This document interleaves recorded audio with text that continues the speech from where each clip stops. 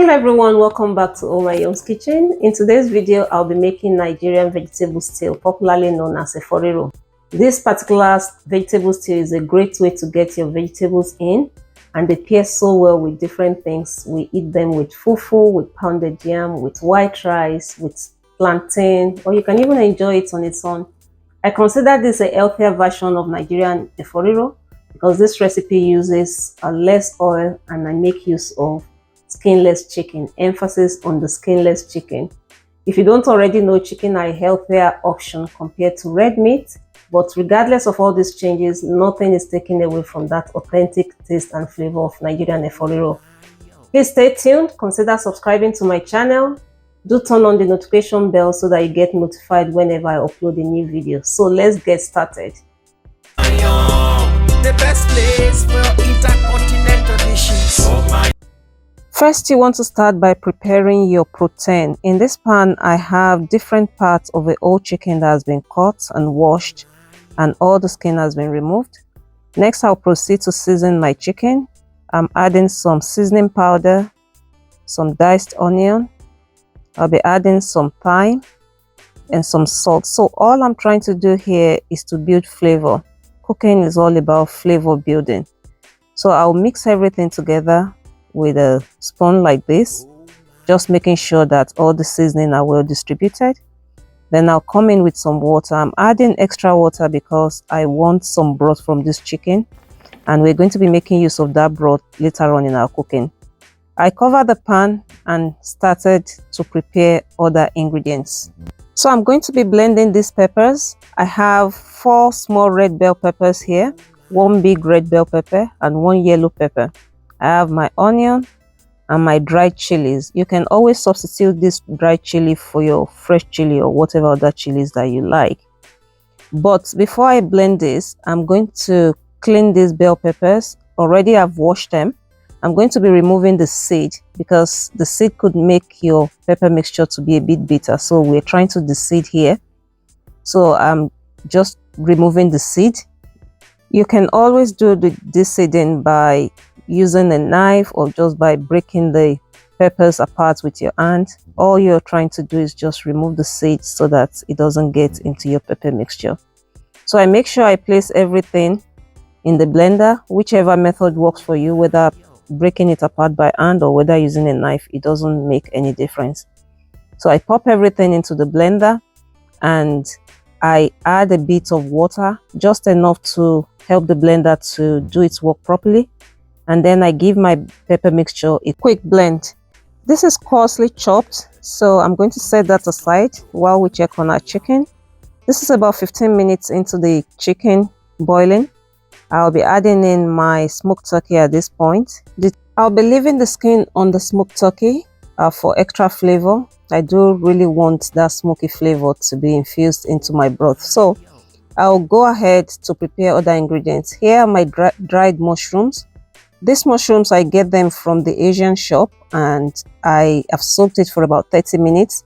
I'll give it another rinse. Then I proceed to cut my cow skin. This is called Kpomo in Nigeria.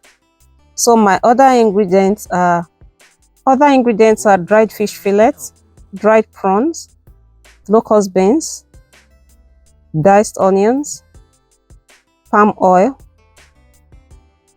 seasoning cubes, and salt. So these are all the other ingredients that will be going in aside the vegetables. Checking on the chicken now, it's been cooking for about 20 minutes altogether. So I'll pop all the meat into the air fryer and I'm going to fry them at 170 degrees for about 10 minutes. This process is optional, but I do like my meat to be nice and firm in my Eforiro. Next, I'll add some palm oil into the pan. I'll add a little bit of vegetable oil into that, allow that to heat up a bit. Then I'll add in my diced onion and my locust beans. Locust beans are very, very good because they're fermented food, and any food that is fermented is good for your gut health. I'll fry that for about 2 minutes and then I'll proceed to add my pepper mixture. Make sure to mix everything around. I'm going to be adding my seasoning cube at this point. Sometimes the seasoning cube could be a bit hard, so you may want to crush them, or you may want to pop it in the microwave for them to soften.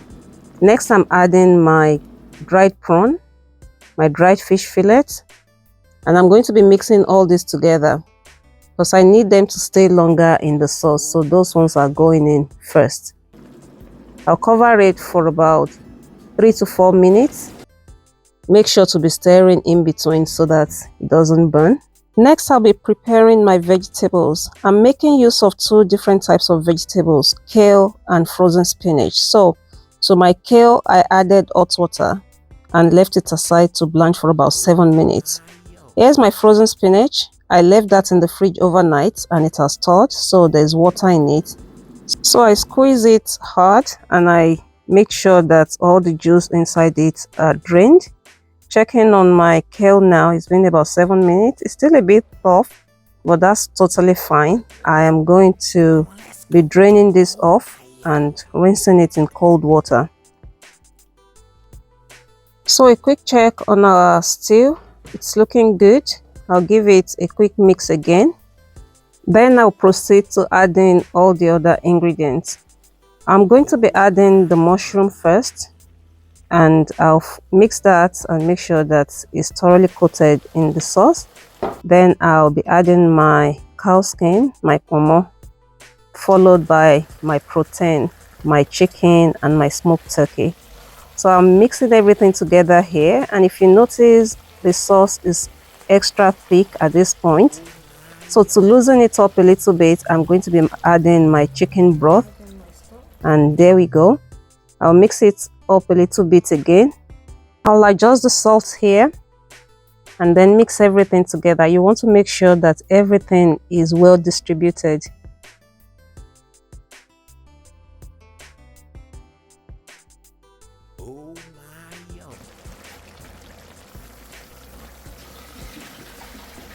So it's almost time to add in our vegetables, and I'm trimming my kale further because some of them are a bit big, so I trimmed them with my kitchen scissors. So it's time to add in my kale into my sauce, and I pat it down a little bit like that and cover it for about 3 minutes. At this point, I'm cooking on low heat, so I went ahead to mix it together just to ensure that this is not burning.